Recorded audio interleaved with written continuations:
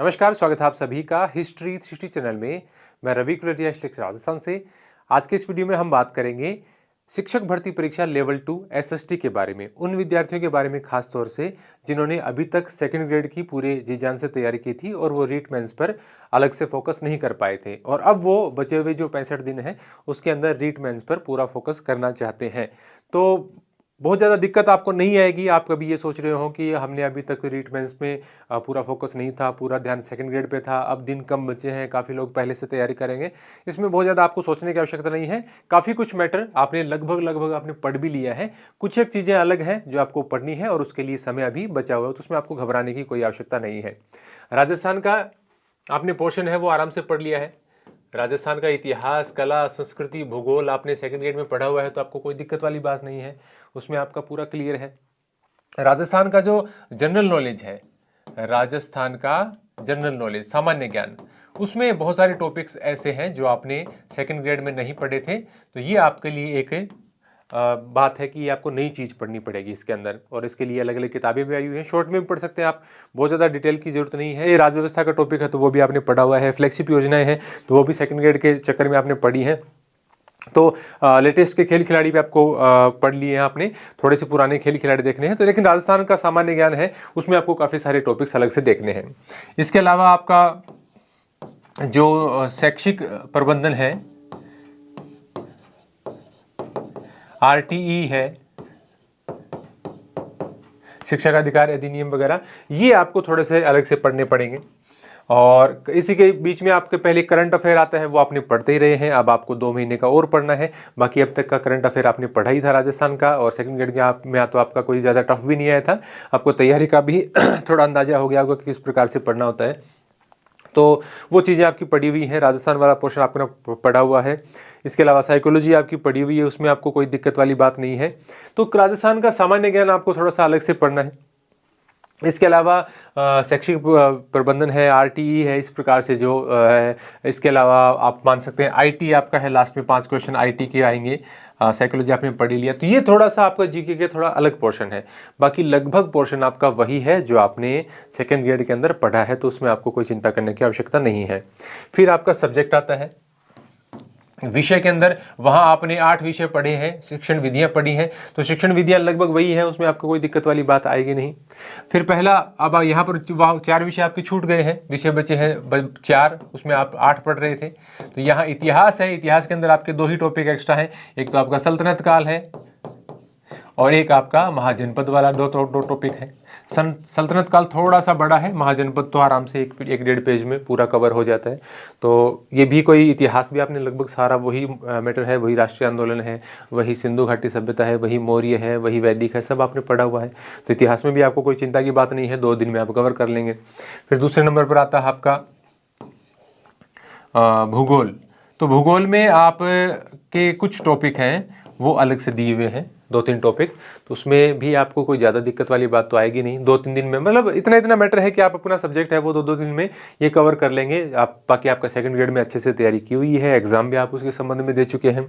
फिर आपकी बात करें राजनीति विज्ञान की, तो राजनीति विज्ञान में आप देखेंगे आपको 30-40% टॉपिक ऐसे हैं जो आपको थोड़े से अलग दे रखे हैं।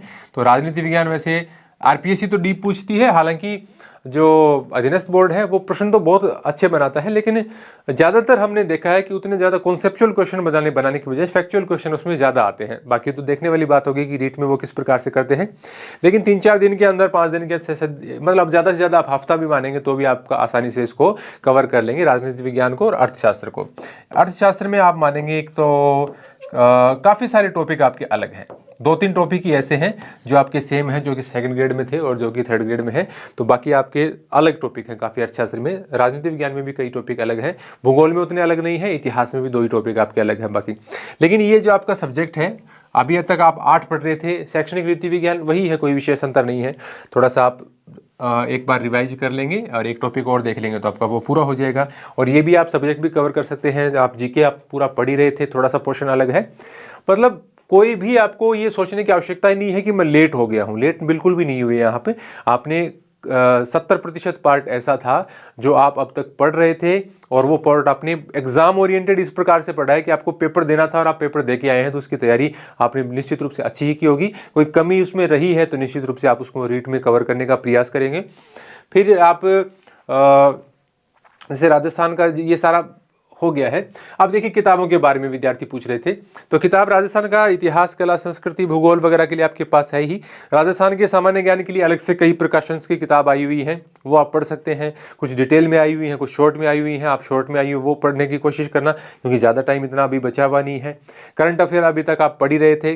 बहुत सारे ऐप में से जो विद्यार्थी वीडियो देख रहे हैं वो ऐसे थे जो हमारा करंट अफेयर्स के कोर्स से पढ़ रहे थे, उनको सेकंड ग्रेड में भी पता है, आपको कोई दिक्कत वाली बात आई नहीं है। आपको हमारी पूरी कोशिश है कि थर्ड ग्रेड के अंदर भी आपको किसी प्रकार की कोई दिक्कत नहीं आई तो करंट अफेयर वहां से पढ़ सकते हैं। आप किसी किताब से भी पढ़ेंगे तो भी कोई दिक्कत वाली बात नहीं है। उसमें भी मैं कोई ये नहीं कह रहा कि किसी से कोर्स करें, आप टेस्ट दें तो ही कोई बहुत ज़्यादा आपकी परफॉर्मेंस बढ़ती है।